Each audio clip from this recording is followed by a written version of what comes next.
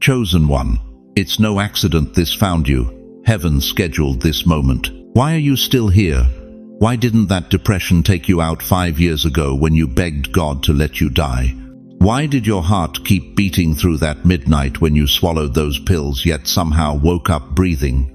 Why did you survive the car accident that should have ended everything? The diagnosis that doctors said was terminal, the betrayal that should have destroyed your faith forever. You think it was luck? You think it was medicine? You think it was coincidence? No, beloved. You were preserved, protected, hidden until this exact moment. And if your chest is tightening right now, if something ancient is stirring in your spirit as these words hit your ears, that's not emotion, that's recognition. Your soul recognizing the sound of its true name being called from eternity itself. The 27th of August isn't just another date on your calendar. It's a sealed envelope from heaven, your name written in gold across the front, waiting decades to be opened. But here's what will shock you to your core. This envelope doesn't contain what you think it does. It doesn't contain your breakthrough, your healing, or your miracle. It contains your silence. You see, while the world screams for attention, while everyone else is making noise about their plans and their problems, God is calling His chosen ones into sacred silence. Not the silence of defeat, the silence of positioning. The silence that comes before supernatural intervention. Before I go deeper into this mystery, let me pause and thank every single one of you who has supported this message through super thanks. Your generosity means more than you know. You're not just donating, you're helping spread light to others who feel alone in their calling.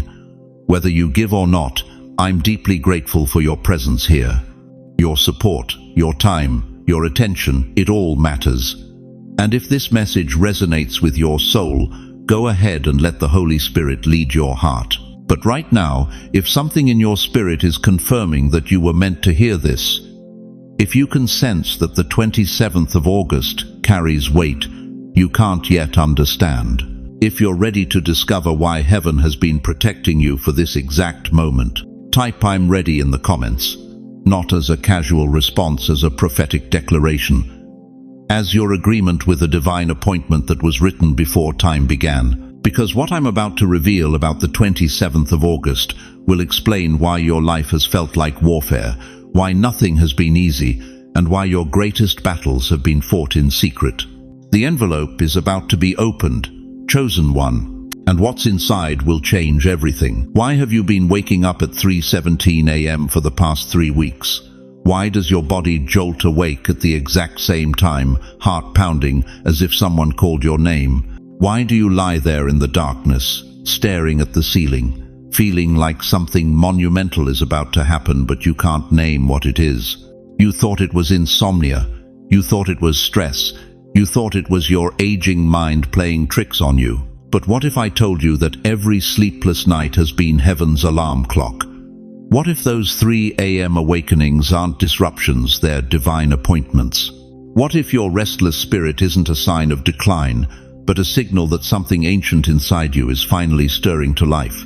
Listen to me, chosen one. That black moon that passed over us wasn't just another celestial event. It was a cosmic key, unlocking chambers in your soul that have been sealed for decades. And if you felt different since then, if you felt stranger, more isolated, more aware, that's not your imagination, that's your awakening. You see, most people experience that black moon as darkness. But for the chosen, it was illumination. It lit up things that had been hidden. It activated DNA that had been dormant. It whispered your true name into the depths of your spirit, and now you can't unhear it. Have you noticed how your dreams have become more vivid? How strangers look at you differently? How conversations that once satisfied you now feel hollow and meaningless? Have you felt the sudden urge to distance yourself from people you've known for years, not out of anger, but out of necessity? That's the awakening working through you.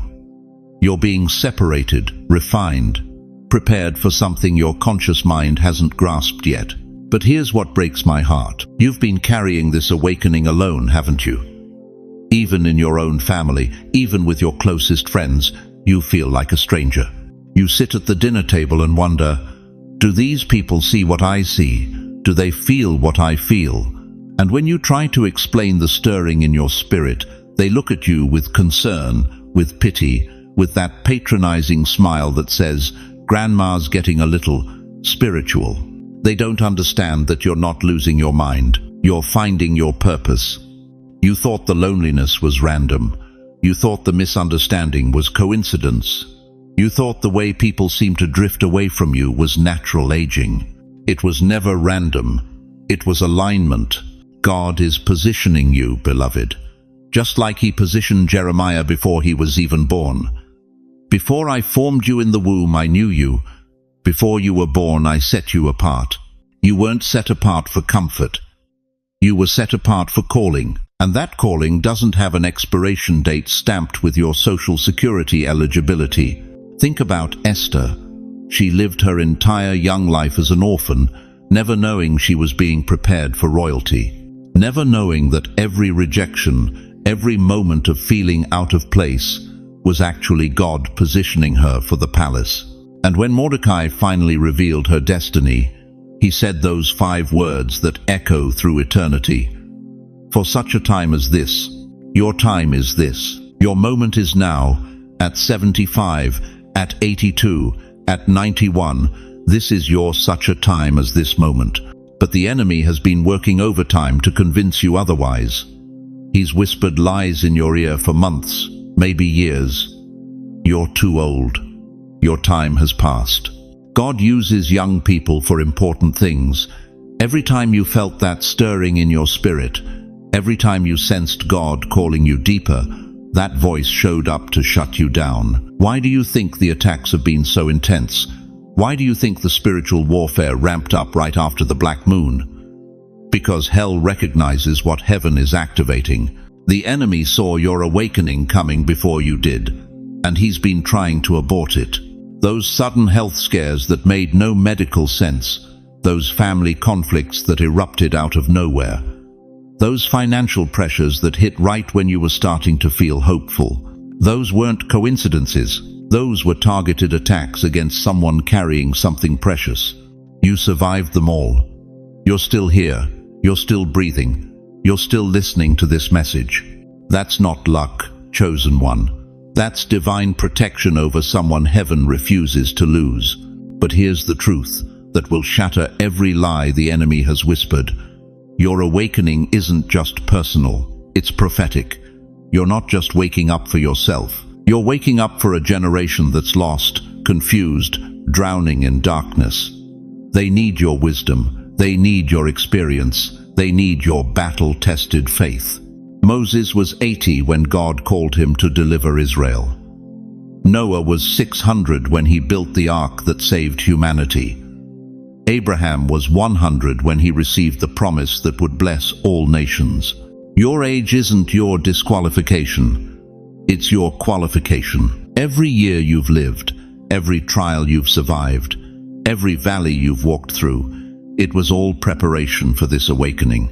This moment when you finally understand that you weren't just chosen to survive your story, you were chosen to save others with it.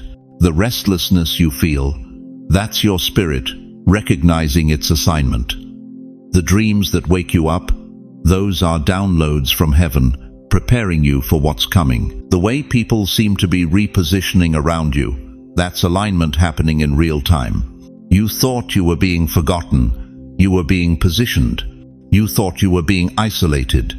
You were being consecrated. You thought you were being overlooked.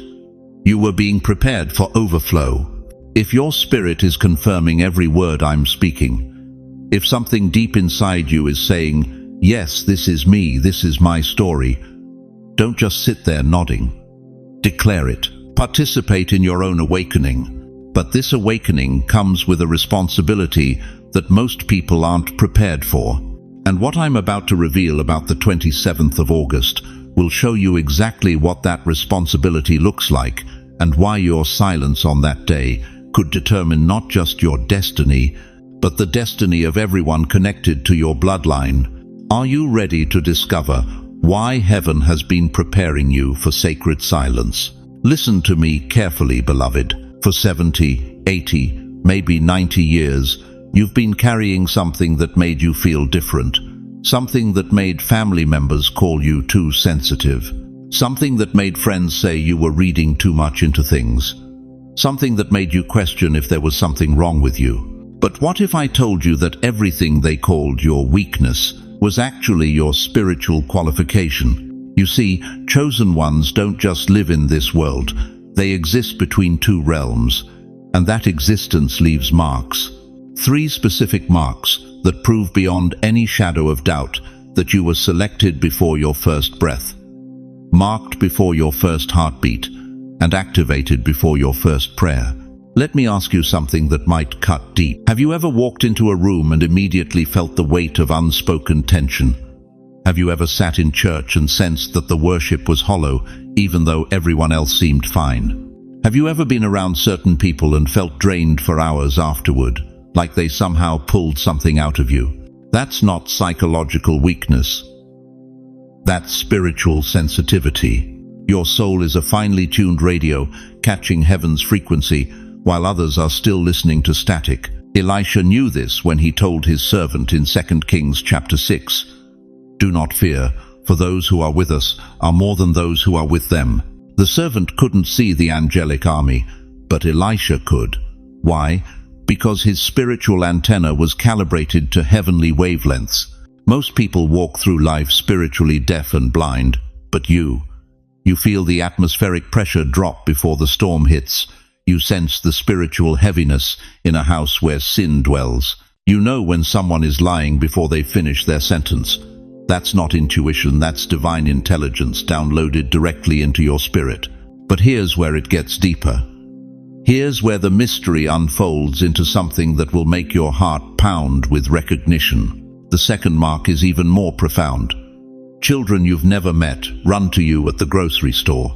Dogs that bark at everyone else lie down at your feet. Babies stop crying when you hold them. Animals seem drawn to you for reasons you can't explain. Like bees to a flower, purity recognizes purity. Think about this. In Mark chapter 10, verse 14, Jesus said, "Let the little children come to me, and do not hinder them, for the kingdom of God belongs to such as these."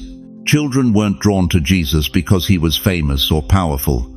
They were drawn to him because innocence recognizes holiness. And beloved, if innocents are drawn to you, it's because they sense the same thing in you that they sensed in him. Animals know things humans have forgotten.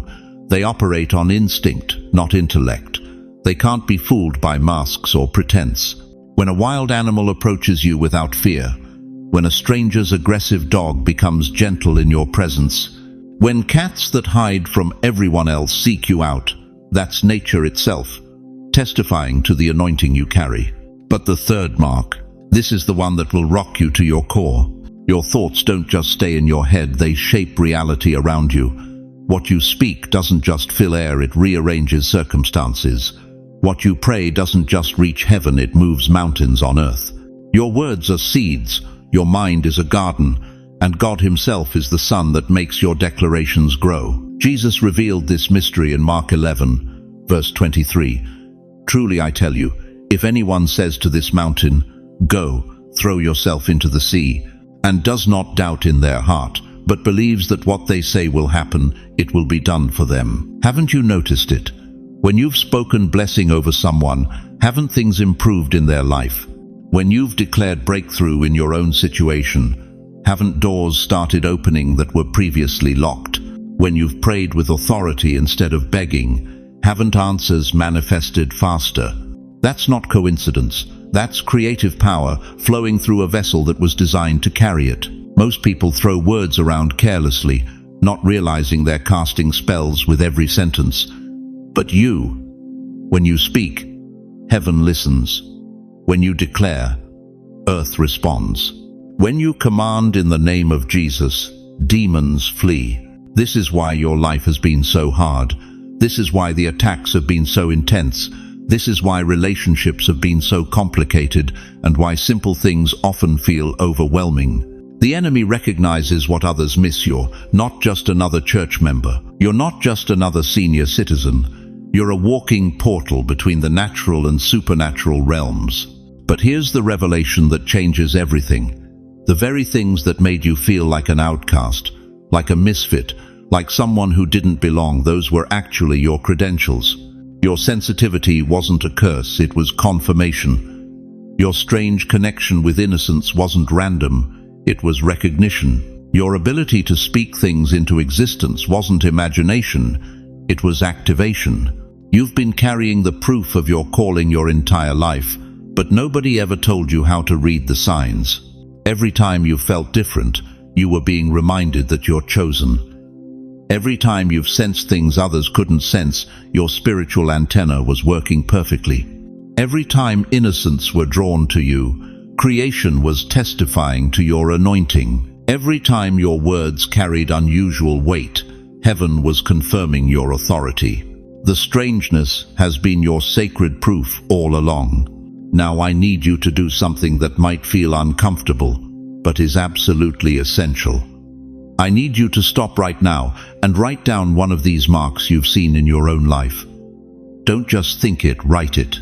Put pen to paper or fingers to keyboard and describe one moment when your sensitivity picked up something others missed, when an innocent soul was drawn to you, or when your words shaped reality in a way that couldn't be explained naturally.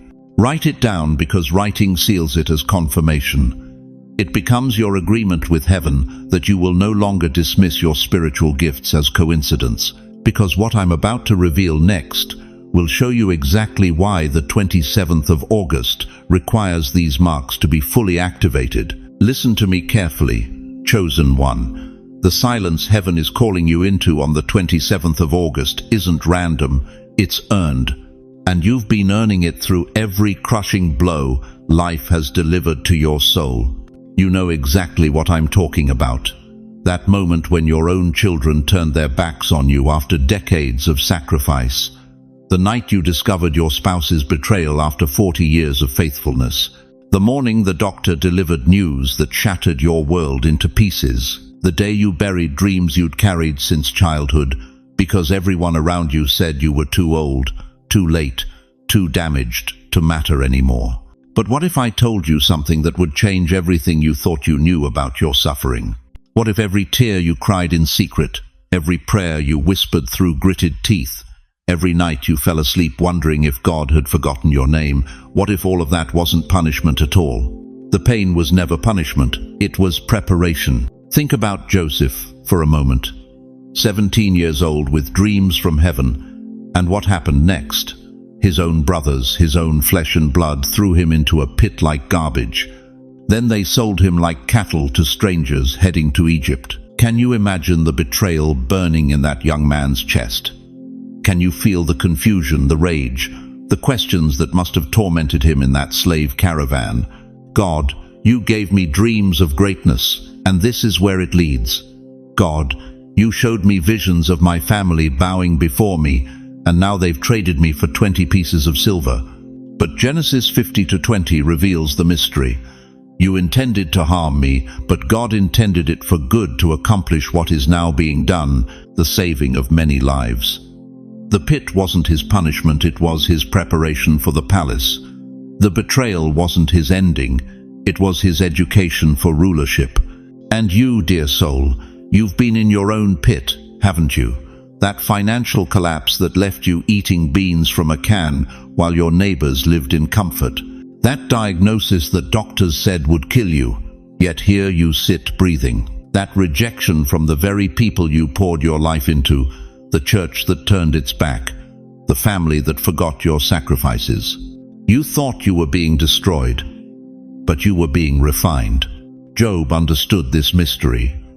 The Bible says he was blameless and upright, yet Satan himself targeted him for total annihilation. In one day, one single day, Job lost his children, his wealth, his health, everything that defined his earthly identity.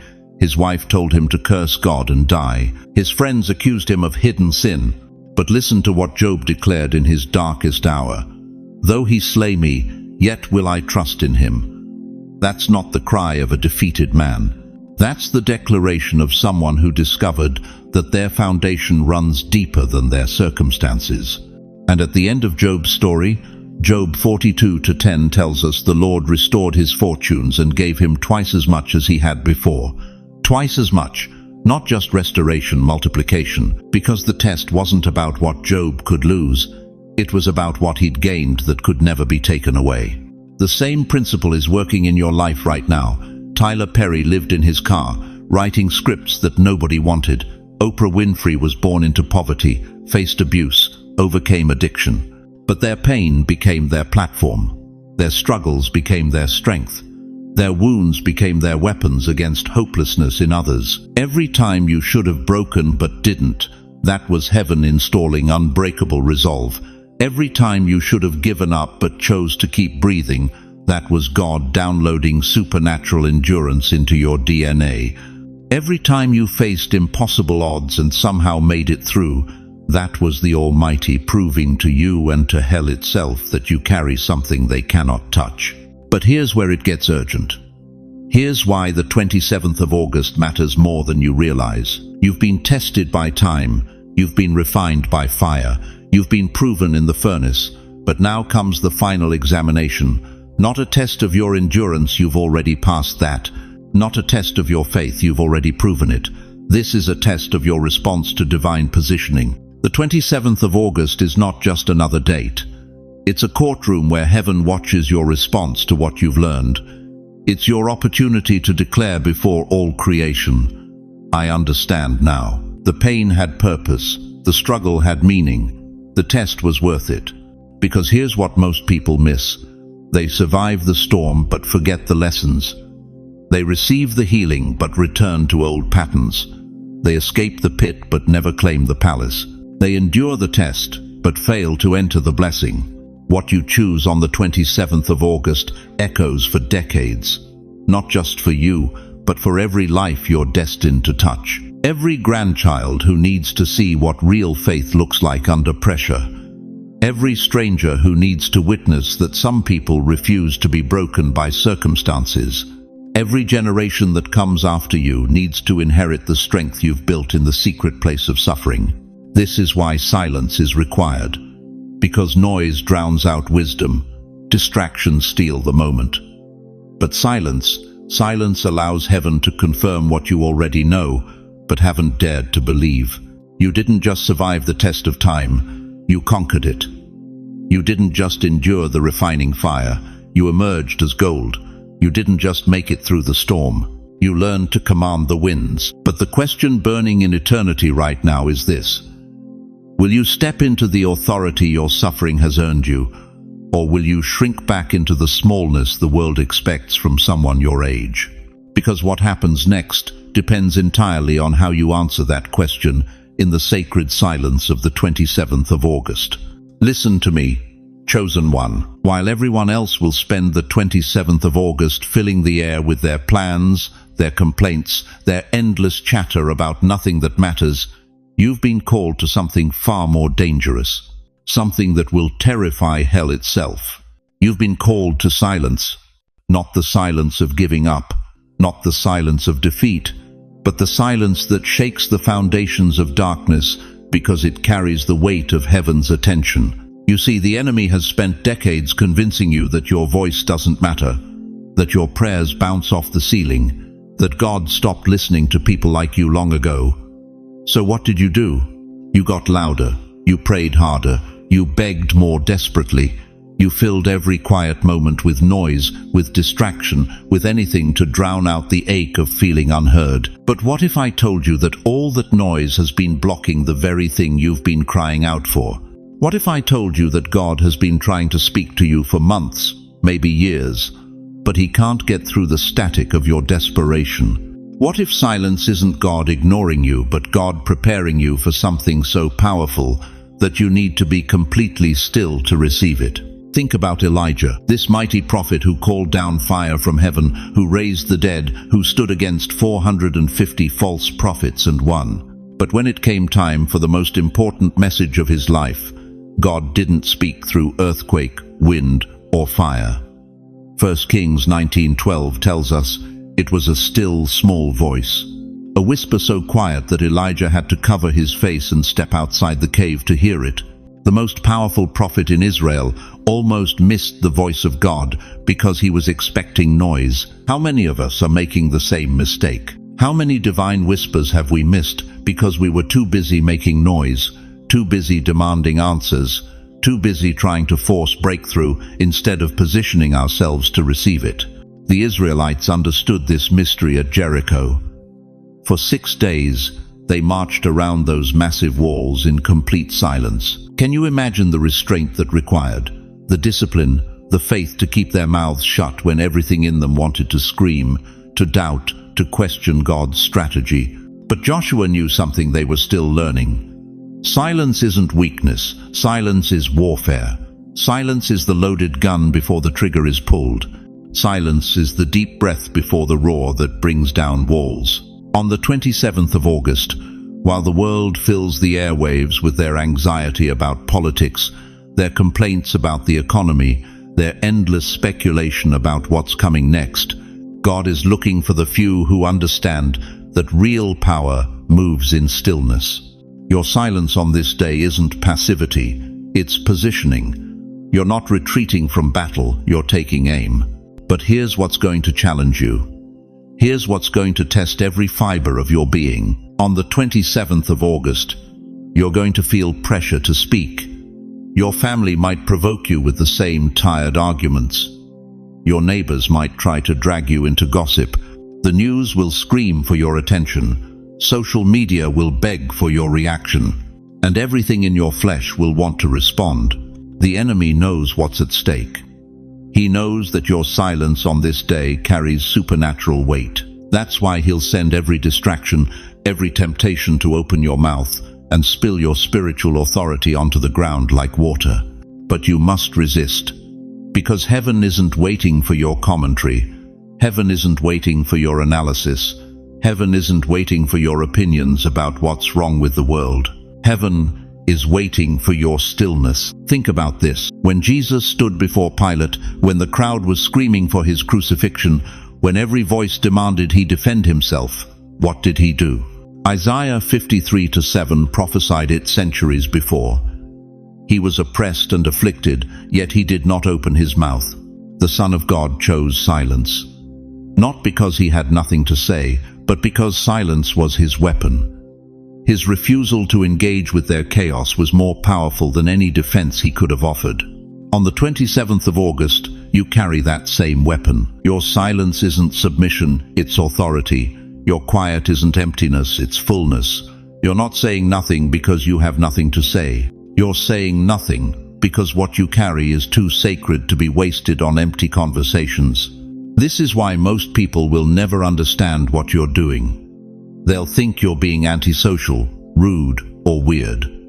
They'll assume you're depressed or angry. They can't comprehend that you're operating from a different dimension, where silence speaks louder than shouting. But here's the explosion that will shatter everything you thought you knew about prayer, about faith, about getting God's attention. Your silence is your shout. When you refuse to fill the 27th of August with noise, when you resist the urge to react to every provocation, when you choose sacred stillness over empty chatter, something unprecedented happens in the spiritual realm. Your silence becomes a prayer so pure, so concentrated, so powerful that it cuts through every layer of interference between earth and heaven. Angels lean in to hear what you're not saying. The Father turns his full attention toward the sound of your sacred quiet. Hell trembles at the weapon you've chosen to wield, because silence isn't the absence of sound. Silence is the presence of God filling every space where noise used to live. On the 27th of August, heaven is not waiting for noise. Heaven is waiting for your stillness. And when the chosen ones across this nation choose silence over chaos, positioning over panic, sacred quiet over worldly noise, something is going to shift in the spiritual atmosphere that will leave even the enemy speechless. But the question that will determine whether you step into this supernatural authority or miss it completely is this: are you willing to trust that your silence carries more power than your voice ever could? Listen to me carefully, chosen one. What if I told you that every single tear you've cried over the last 70, 80, 90 years wasn't wasted water rolling down your cheeks? What if I told you that according to Psalm 56:8, God has been collecting every drop in a bottle, cataloging every moment of your pain, like liquid gold in heaven's treasury? You think you've been forgotten. You think those decades of struggle, those years of watching others prosper while you barely survived, those nights you fell asleep, wondering if God even knew your address. You think all of that was evidence of his absence. But what if it was evidence of his strategy? Proverbs 13:22 declares something that will shatter everything you believe about your financial future. The wealth of the wicked is stored up for the righteous. Not might be stored up, not could be stored up, is stored up. Present tense, already done, already allocated, already assigned to you. While you've been scraping pennies together, wondering how you'll afford your medications next month, there's been a vault in heaven with your name engraved on the door. While you've been rationing groceries and choosing between heating bills and prescription costs, God has been earning compound interest on an inheritance you didn't even know existed. But here's what breaks my heart, and here's what should break yours. You've been living like a beggar when you were born to live like royalty. You've been accepting scraps when God prepared a banquet. You've been surviving on minimum when he designed you for maximum. Why? Because the enemy convinced you that your suffering was subtraction, that every loss made you less, that every closed door meant you were cursed, that every financial struggle was proof God didn't love you. That's a lie straight from the pit of hell. Your suffering wasn't subtraction, beloved. It was multiplication in disguise. Think about Joseph, 17 years old with dreams of greatness, only to be thrown into a pit by his own brothers, sold into slavery, falsely accused by Potiphar's wife, forgotten in prison for years. If you had looked at Joseph's life at age 30, you would have said, God abandoned this man. But Genesis 50:20 reveals the secret. You intended to harm me, but God intended it for good to accomplish what is now being done, the saving of many lives. Every betrayal was positioning him. Every injustice was preparing him. Every year of silence was building the character he'd need to manage the wealth of an entire empire. Or consider Nelson Mandela, 27 years in prison, 27 years of the world forgetting his name while he was locked away on Robben Island. But those weren't lost years, they were preparation years. Because when he walked out of that cell, he didn't walk out as a bitter prisoner. He walked out as a president who would reshape a nation. Look at Oprah Winfrey. Born into poverty so deep, she wore potato sack dresses to school. Abused, abandoned, told she would never amount to anything. Rejected by television executives who said she was too emotional for news. But every rejection was actually redirection. Every no was God saying, not there, higher, I'm taking you higher. Today, she influences millions and has given away hundreds of millions of dollars. Her wealth didn't come despite her pain, it came because of her pain. The very experiences that almost broke her became the foundation of her empire. Do you see the pattern, chosen one? Do you understand what God has been doing in your life? Every tear you've cried has been stored in golden bowls before his throne. Revelation 5:8 shows us the elders holding golden bowls full of incense, which are the prayers of God's holy people. Your tears weren't wasted, they weren't ignored. They've been transformed into liquid intercession, rising before the Almighty like the most precious perfume. But here's where it gets supernatural. Here's where your story takes the same turn that Joseph's did, that Mandela's did, that Oprah's did. The season of storing is ending. The season of pouring out is beginning. You thought you were being forgotten. You were being forged. Every financial struggle taught you the value of $1 that wealthy people never learn. Every rejection built resilience in your spirit that comfortable people never develop. Every night you went to bed with an empty stomach prepared you to feed multitudes when abundance comes. Every time you had to choose between paying the electric bill or buying groceries, you were learning divine economics that Harvard Business School could never teach. God wasn't punishing you. He was preparing you. And now, right now, the economic tables are about to turn. The wealth that's been stored up for the righteous is about to be released. But it's not going to random people. It's not going to those who've lived in comfort. It's going to those who've been tested in the furnace of lack and came out with their integrity intact. You've been qualified by your pain, certified by your struggles, authorized by your faithfulness in the small things, to handle something so massive it will take your breath away. The tears you cried in 1987 when the factory closed, they were down payments on factories you'll own. The nights you couldn't sleep in 1995 because of bill collectors, they were preparing you to sleep peacefully knowing you can pay cash for whatever you need.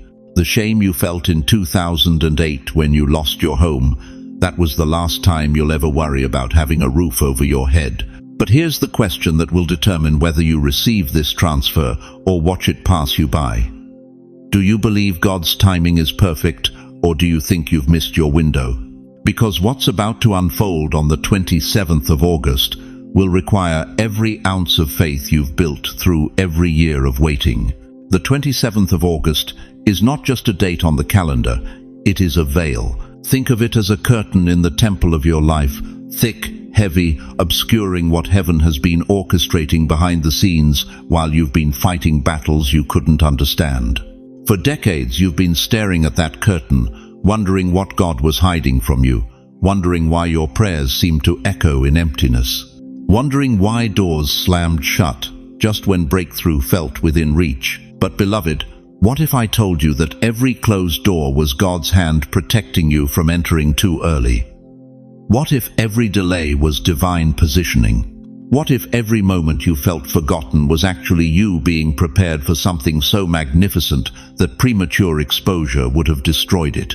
Remember that job you didn't get 15 years ago, the one that broke your heart because you knew you were qualified? Remember the house you lost in the foreclosure, the one you'd prayed over and claimed as yours? Remember the relationship that ended just when you thought you'd found your person? You called it rejection. Heaven called it redirection. You called it punishment. Heaven called it positioning. You called it abandonment. Heaven called it preparation. It was never punishment. It was positioning. Say that with me. It was never punishment. It was positioning. Let it settle deeper now. It was never punishment. It was positioning. You see, dear chosen one, there's something the enemy has been hiding from you about the nature of time itself. You've been living in Chronos time, the ticking of clocks, the turning of calendar pages, the relentless march toward what the world calls old age. But God operates in Kairos time, the fullness of time, the appointed moment when heaven's purposes collide with earthly circumstances. And the 27th of August, that's your Kairos moment breaking through the veil of Chronos. This is why you've felt so restless lately, why sleep has been elusive, why familiar routines suddenly feel like prison cells, why conversations that once satisfied you now feel hollow and meaningless. Your spirit has been sensing what your mind couldn't yet comprehend. The veil is thinning. But here's what will shock you to your core. The very struggles that convinced you God had forgotten you were actually proof that He was preparing you. Every financial crisis taught you to depend on Him alone. Every health scare reminded you that breath is a gift. Every betrayal refined your ability to discern truth from deception. Every season of silence deepened your capacity to hear His whisper above the world's noise. You thought you were being tested. You were being trained. You thought you were being broken. You were being built. You thought you were being delayed. You were being developed. Look at Joseph, 17 when he received the dream, 30 when he stepped into its fulfillment. 13 years of what looked like divine amnesia, 13 years of slavery, false accusations, and forgotten promises. But Genesis 50-20 reveals the mystery. You intended to harm me, but God intended it for good. Every pit was preparation for the palace. Every prison was positioning for promotion. Every moment of being forgotten by man was being remembered by God. And you, precious chosen one, have been living your own Joseph story. The pit you've been in, that depression that nearly took you out, that loneliness that made you question your worth, that financial struggle that left you choosing between medication and groceries, it wasn't your grave, it was your preparation chamber. Because here's the prophetic word that's about to shatter every limitation you've accepted. This is not the end of your story. This is the end of your delay. The veil that kept you hidden is about to be torn from top to bottom, just like the temple veil when Jesus died. And what's been concealed behind it will leave the world speechless. Your gifting that you thought had expired, your calling that you thought had passed you by, your purpose that you thought belonged to younger, stronger, more qualified people. All of it has been aging, like fine wine behind that veil, growing richer, deeper, more powerful, with every year you thought was wasted. But the enemy knows what's coming. That's why the attacks have been so vicious lately. That's why doubt has been screaming louder than faith. That's why circumstances have been trying to convince you it's too late, you're too old, you've missed your window. He's terrified of the 27th of August because he knows what happens when the veil tears and the world sees what God has been hiding in you. This is not about age, beloved. This is about authority. This is not about your limitations. This is about God's limitless power working through vessels that have been refined by fire. This is not about what you've lost. This is about what you're about to gain. Moses was 80 when God said, "Now you're ready." Abraham was 100 when Isaac was born. Caleb was 85 when he conquered his mountain. Your birth certificate is not God's expiration date on your destiny. Right now, as these words penetrate your spirit, can you feel it? That stirring in your chest, that quickening in your pulse. That's not emotion, dear one. That's recognition. Your spirit recognizing the sound of the veil beginning to tear. The delay is ending. The positioning is complete. The veil is ready to fall. And if you're ready to stop living in the shadow of what was and step into the light of what is, I need you to do something prophetic right now. I need you to whisper these words 3 times, sealing them in your spirit. No more delay. Say it again, with more authority. No more delay. One more time, like you mean it with every fiber of your being. No more delay. But what lies behind this veil that's about to fall? What has God been preparing while you've been waiting? Listen to me, chosen one. The 27th of August isn't just another day of prayer and fasting. It's the line in the sand that separates your past from your destiny. And what cannot cross that line with you will fall away violently, suddenly, permanently. You've been carrying dead weight for decades, haven't you? That guilt from 30 years ago that still wakes you at 3 a.m.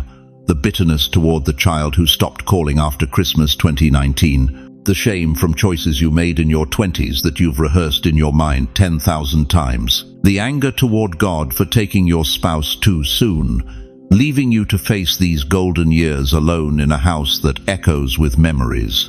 Dear soul, you think you're honoring them by holding on. You think loyalty means carrying their rejection, their disappointment, their abandonment like sacred relics in your chest. But that weight isn't love, it's chains. And chains, no matter how golden they appear, will always keep you imprisoned. Remember Lot's wife? Genesis 19:26 tells us she looked back and became a pillar of salt. Not because God was cruel, but because you cannot enter your promised land while your heart remains in Sodom. She couldn't release the familiar destruction to embrace the unfamiliar deliverance. And so she became a monument to the cost of attachment frozen forever between what was and what could have been. The Israelites faced this same crossroads. Exodus 14:11-12 records their terror at the Red Sea. Was it because there were no graves in Egypt that you brought us to the desert to die? Didn't we say to you in Egypt, "Leave us alone, let us serve the Egyptians"? They were ready to return to slavery rather than face the uncertainty of freedom. But Moses spoke words that echo to you tonight. Do not be afraid. Stand firm and you will see the deliverance the Lord will bring you today. The Egyptians you see today, you will never see again. The Egyptians you see today, that depression, that loneliness, that financial fear, That family dysfunction, you will never see them again, but only if you stop looking back. Jesus understood this principle when he said in Luke 9-60, "Let the dead bury their own dead." Harsh words or liberation words.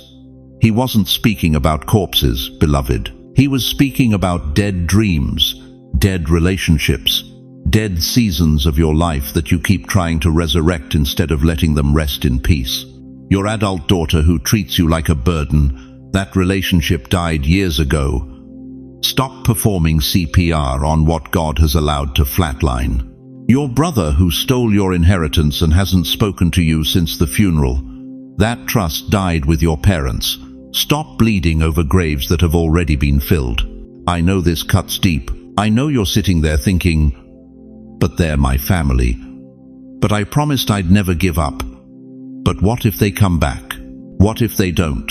What if holding on is the very thing preventing God from giving you something infinitely better? What if your empty hands are the only hands that can receive what heaven is preparing to pour out? You see, attachment isn't love, it's fear. Fear that if you let go, nothing will replace what you release. Fear that your worth is tied to maintaining relationships that drain your soul. Fear that forgiveness means forgetting, that boundaries mean abandonment, that releasing means losing. But here's the mystery the enemy doesn't want you to understand. You cannot lose what was never truly yours to keep, and you cannot gain what you're not willing to make space for. Release to rise, release to rise, release to rise. Every morning for 40 years, you've awakened carrying the weight of everyone else's choices. Your alcoholic son's addiction, your ex-husband's betrayal, your sister's jealousy, your church's rejection when you needed them most. You've carried their burdens like they were yours, their failures like they were your fault, their pain like it was your responsibility to heal. But the 27th of August is the day you set down what was never yours to carry. This isn't about becoming cold or uncaring. This is about understanding that true love sometimes looks like stepping back, setting boundaries, and allowing people to face the consequences of their own choices without your interference, your enabling, your desperate attempts to fix what only God can heal. Moses couldn't carry the Israelites into the promised land. They had to walk in themselves. David couldn't fight Goliath for his brothers. Each man had to find his own courage. Jesus couldn't believe for the disciples. They had to develop their own faith. And you cannot live other people's lives for them, no matter how much you love them, no matter how much their choices have wounded you. Here's what will shock you. Your attachment to their dysfunction is actually preventing their healing. Your willingness to absorb their consequences is enabling their irresponsibility. Your refusal to let go is holding them in patterns that God is trying to break. Release to rise, release to rise, release to rise. But here comes the promise that changes everything. If you dare let go on the 27th of August, if you dare open your clenched fists and release what you've been grasping, heaven will not leave you empty. God abhors a vacuum. When you make space by letting go of what drains you, He fills that space with what sustains you. New relationships that honor your boundaries. New peace that doesn't depend on others' approval. New purpose that isn't tied to fixing broken people. New joy that flows from your connection with the Almighty, not from your ability to control circumstances you were never meant to manage. Isaiah 43:18-19 declares, "Forget the former things, do not dwell on the past. See, I am doing a new thing. Now it springs up, do you not perceive it? I am making a way in the wilderness and streams in the wasteland." Right now, I want you to do something that might terrify you. Get a piece of paper. Write down one thing, just one thing that you refuse to carry past the 27th of August. It might be a relationship that's been poisoning your peace. It might be guilt over a choice you made decades ago. It might be anger toward God for allowing something you couldn't prevent. Write it down. Hold that paper in your hand during your time of silence on the 27th of August. And when you feel ready, when your spirit tells you the moment has come, release it, let it go. Burn it, bury it, tear it up. But release it, because, chosen one, Your destiny is not behind you in what you've lost. Your destiny is ahead of you in what you're about to gain. But you cannot receive it with hands that are full of what God is asking you to release. The final separation isn't punishment. It's preparation for the greatest chapter of your life. But are you brave enough to turn the page? Listen to me, chosen one. What if I told you that everything you've been taught about speaking up, about making noise, about demanding attention, what if all of it has been keeping you from your greatest power? You've spent decades believing that silence means surrender, that staying quiet means giving up, that holding your tongue makes you weak, invisible, forgotten. But what if silence isn't your weakness at all?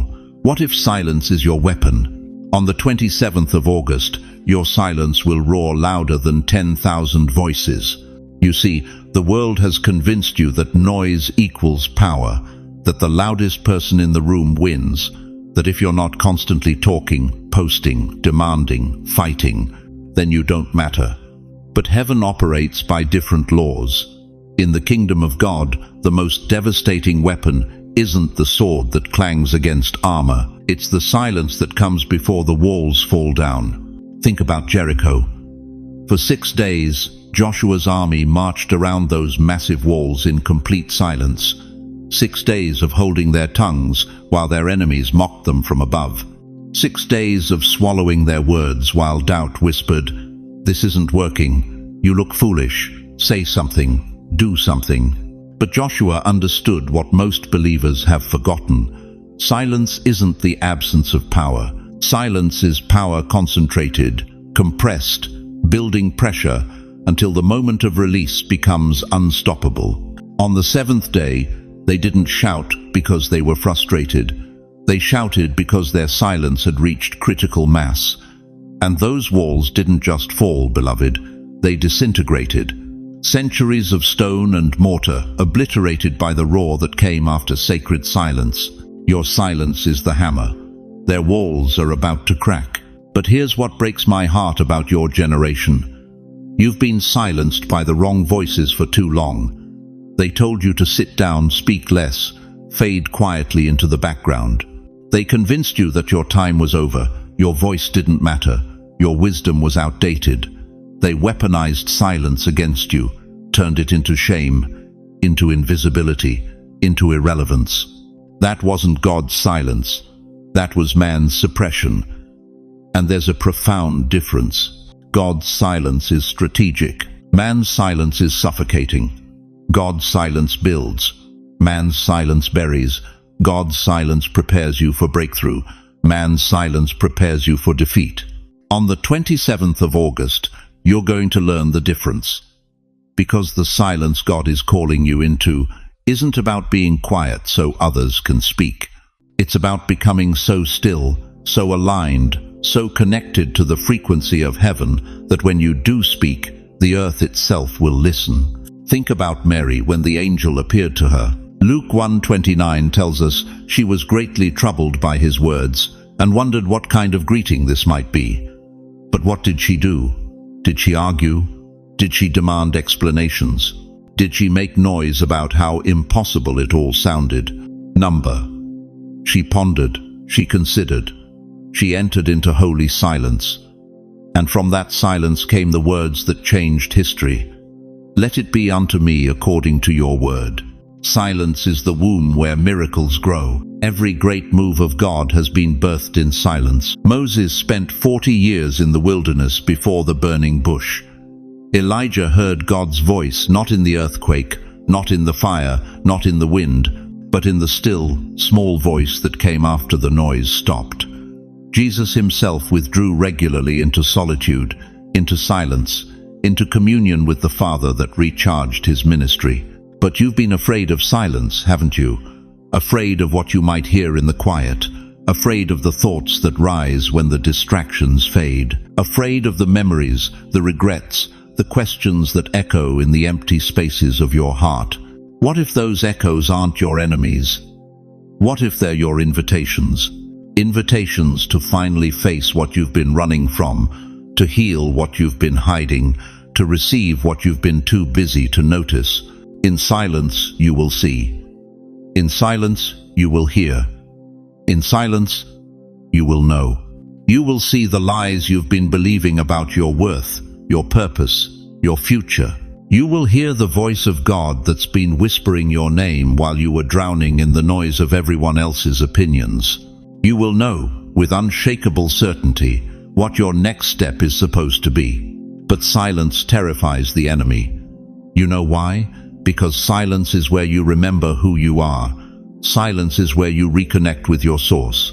Silence is where the power you've been seeking everywhere else finally reveals itself as the power that was always within you. This is why the world keeps you so busy, so distracted, so noisy. Because if you ever discovered the weapons-grade authority that emerges from sacred silence, if you ever learned to move from that place of inner stillness, you would become unstoppable. Your silence is not weakness, it is prophecy. It's prophetic because it declares that you trust God more than you trust noise. It announces that you believe His voice matters more than the crowd's applause. It proclaims that you're secure enough in His love to stop performing for human approval. And when you operate from that place, when your words come from silence instead of anxiety, when your actions flow from peace instead of panic, when your life emerges from communion with God instead of competition with others, you don't just live differently. You shift atmospheres, you change rooms, you alter the spiritual climate wherever you go. Right now, I want you to do something that might feel uncomfortable. I want you to close your eyes, take a deep breath, and for the next 30 seconds, I want you to sit in complete silence. No checking your phone, no adjusting your position, no thinking about what you need to do next. Just be still and know that He is God. Ready? Close your eyes now. 30 seconds of sacred silence begins. Now, do you feel that? That's not emptiness. That's fullness. That's not absence. That's presence. That's the sound of silence, speaking louder than all the noise you've been carrying. On the 27th of August, this silence becomes your sanctuary, your strategy, and your secret weapon all at once. But are you ready to discover what happens when the chosen ones finally stop talking and start listening? Listen to me carefully, chosen one, because what I'm about to reveal will change how you see every moment between now and the 27th of August. Every number you notice, every unexpected phone call, every dream that jolts you awake, none of it is random. You see, Revelation 5-8 tells us about golden bowls filled with incense, which are the prayers of God's holy people. For decades, maybe your entire lifetime, you've been pouring your desperate cries into those bowls. Every midnight plea for breakthrough, every tear-soaked prayer for your prodigal children, every whispered, "God, do you even see me?" has been collected, stored, treasured in heaven's treasury. But here's what will shake you to your core: those bowls are about to be poured out. And the 27th of August is the day heaven opens the floodgates of response. You think coincidence is just coincidence. You think seeing 11:11 on your clock 3 days in a row means nothing. You think that cardinal that keeps appearing at your window is just a bird. No, beloved, these are not accidents. These are announcements. Heaven is sending you previews of what's coming. Let me tell you about Denzel Washington. When he was just 20 years old, a woman in his church, someone he'd never met, walked up to him after service and said, "I see you speaking to millions." This was a kid from Mount Vernon who was struggling, directionless, wondering if his life would ever matter. But that woman carried a word from God. She saw what heaven had already written in his future. That one prophetic moment changed everything. You see, God doesn't just speak through burning bushes and angelic visitations. He speaks through the elderly woman who unexpectedly calls you next Tuesday, through the song that plays on the radio at the exact moment you need to hear it, through the stranger who says something that answers the question you've been carrying in secret. Think about Joseph in Genesis. He didn't receive his calling through a theological seminar. He received it through dreams. Strange, vivid dreams that everyone around him dismissed as fantasy. But those dreams weren't illusions. They were previews of his destiny. While his brothers mocked him, heaven was downloading his future directly into his sleeping mind. And Harriet Tubman, that mighty woman of God who led over 300 enslaved people to freedom, she operated entirely by visions and signs. She would see pictures in her mind of safe houses, dangerous routes, when to move, when to wait. People thought she was crazy, but she never lost a single soul because she learned to read heaven's language of signs. This is what's happening to you right now. Your life is a canvas, and the 27th of August is when God dips the brush in fire. Every sign appearing around you is a brushstroke, painting the bigger picture of what He's orchestrating on your behalf. But here's the brutal truth most people will miss. Signs require eyes to see them. The majority will walk through the 27th of August blind, distracted by their phones, their routines, their endless list of worries.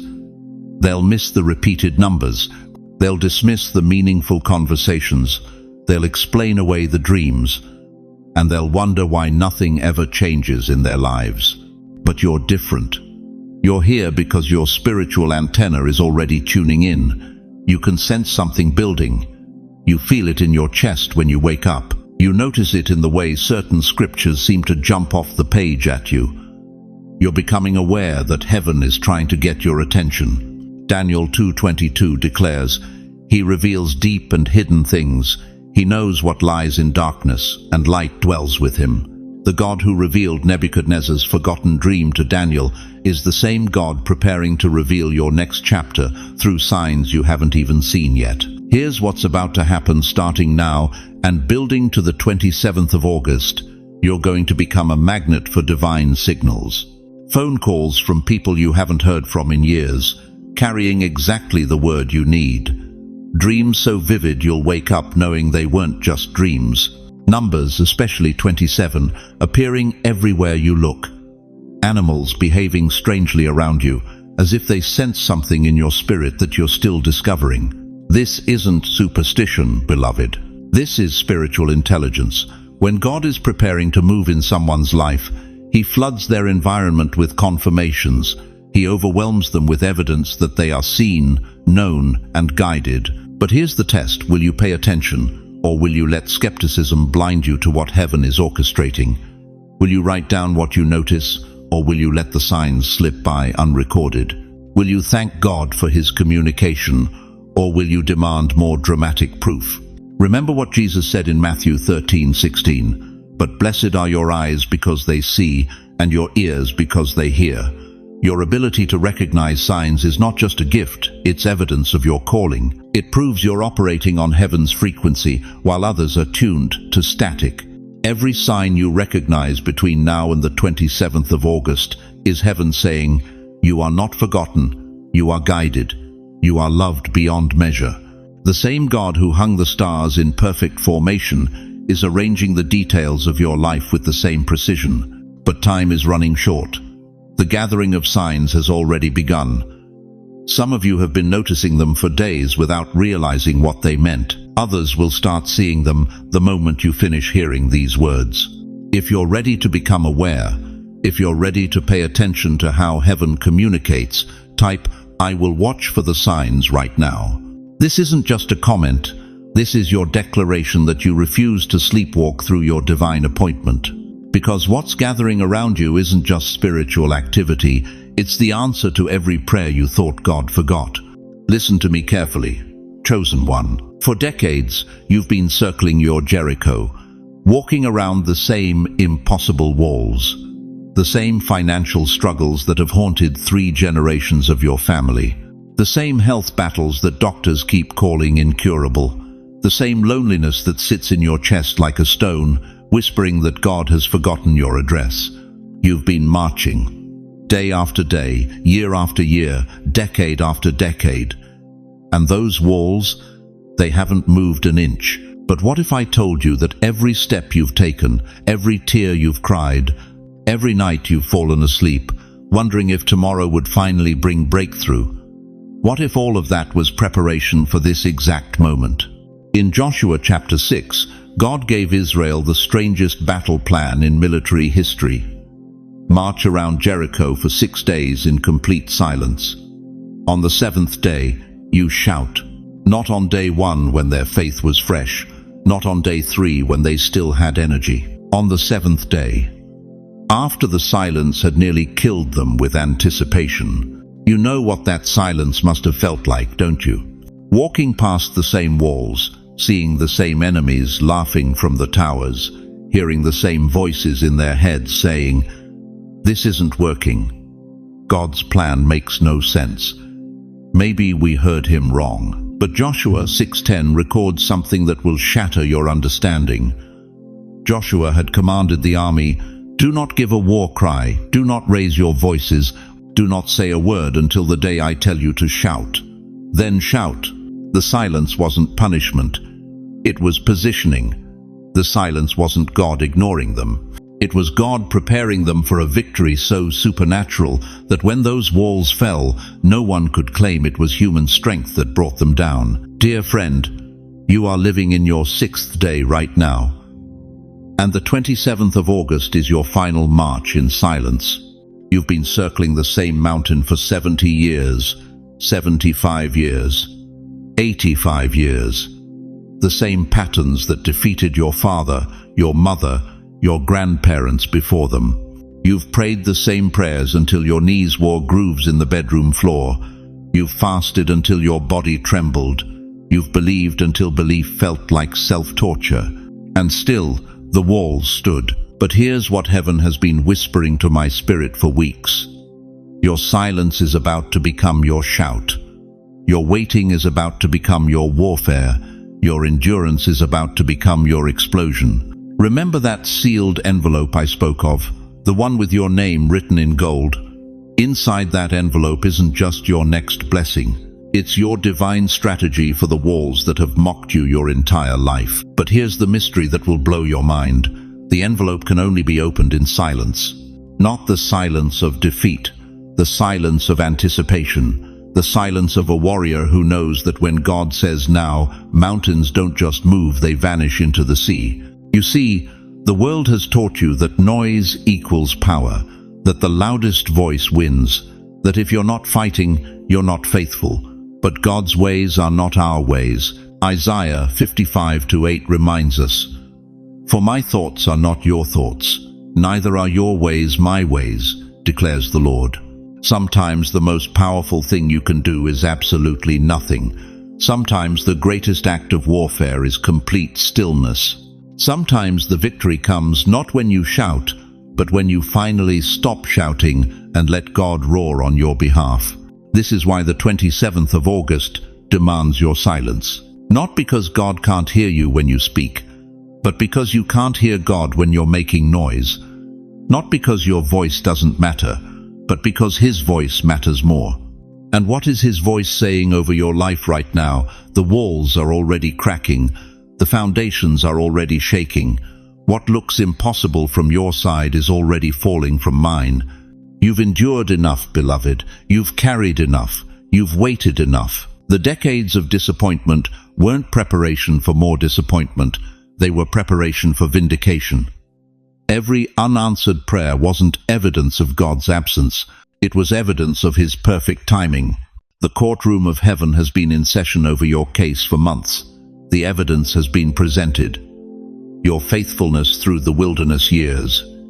Your refusal to curse God when everything went wrong. Your decision to keep believing when believing hurt more than breathing. And the verdict, not guilty, not forgotten, not abandoned, vindicated, justified. About to be elevated in the sight of everyone who counted you out. But first, the silence of the 27th of August. One final act of trust.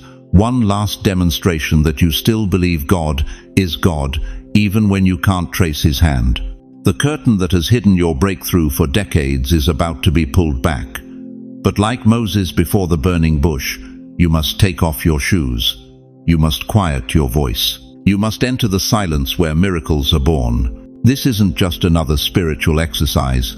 This isn't positive thinking dressed up in Bible verses. This is warfare at the highest level.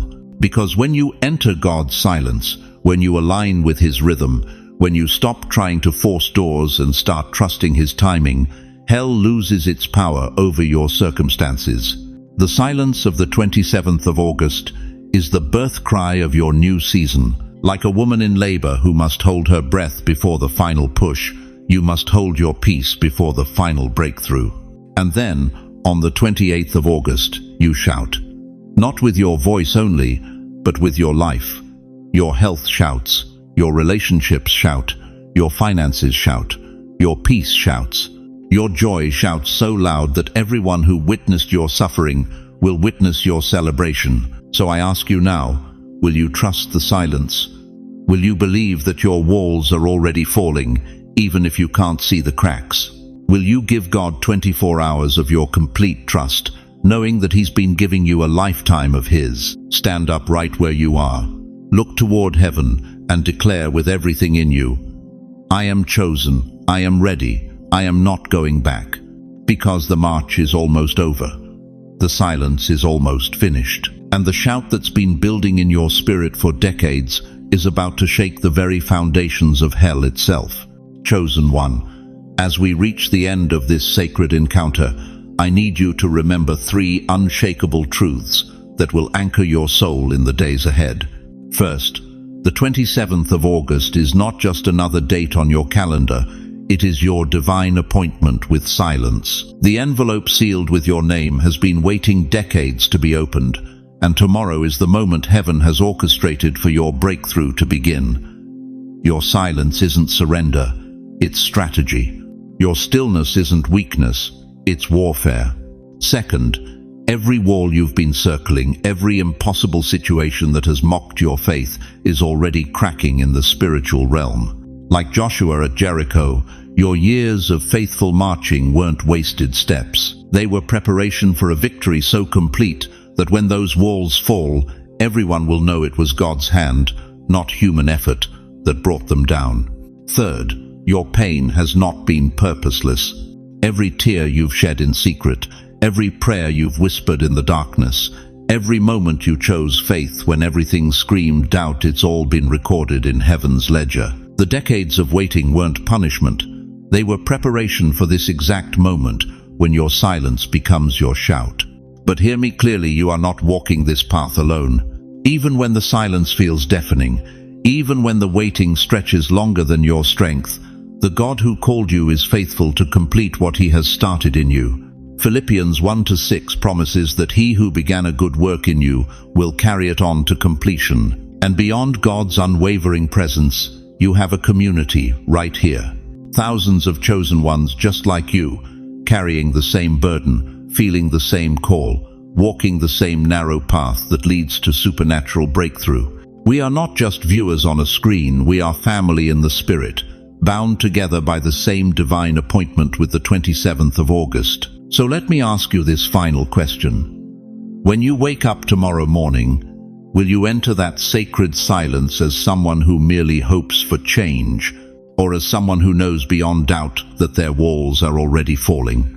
Before I release you into your destiny, let me place my hand on your shoulder through these words and pray over your life.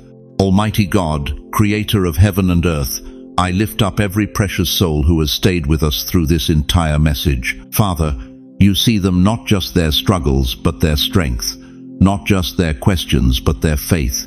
Not just their tears, but their triumph that's coming.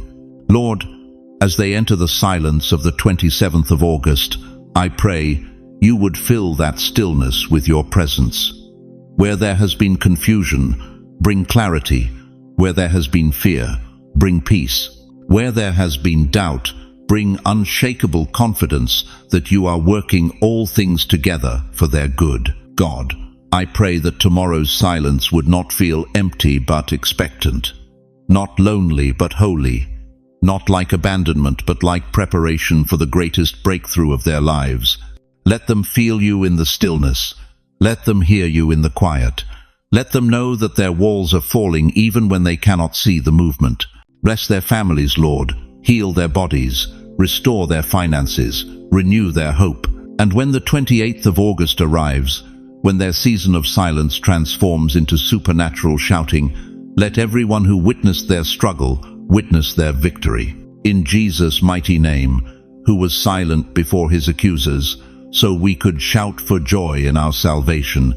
I seal this prayer. Amen. Now, beloved, I want to hear from you. Share in the comments below what God spoke to your heart during this message. What wall in your life is about to fall? What silence are you being called into?